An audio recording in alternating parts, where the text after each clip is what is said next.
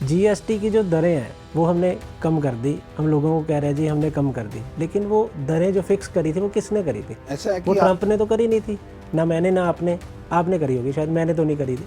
तो वो जो रेट्स थे वो सरकार ने फिक्स किए थे, अब उसी रेट को कम करके हम उत्सव मना रहे हैं। क्या ज़मीनी लेवल पे आपको लग रहा है वाकई महंगाई कम होगी? जब 2014 में प्रधानमंत्री जी आए तो उन्होंने कहा कि जीएसटी के स्टेक होल्डर्स कौन है, तो जीएसटी के स्टेक होल्डर्स ने स्टेट्स, उनको बिठाया गया। उन्होंने कहा भी हमारा टैक्स कम हो जाएगा। कैसे कम हो जाएगा?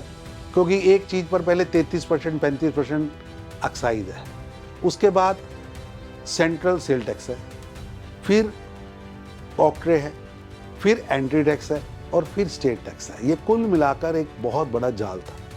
तब प्रधानमंत्री जी ने कहा कि आप सब लोग बैठकर एक टैक्स जो इससे ज़्यादा नहीं हो सकता बोला। वो चीज़ मैं आपको जो हमने अब किया नहीं अभी 14 में, ये 14 में फैसला हुआ, जो हमने और लागू होते होते 3 साल लगे। 25 में जो हमने किया है वो हम मैं 14 आपको में भी कर बताता सकते। नहीं कैसे कर सकते थे, आपके पास आंकड़ा क्या था?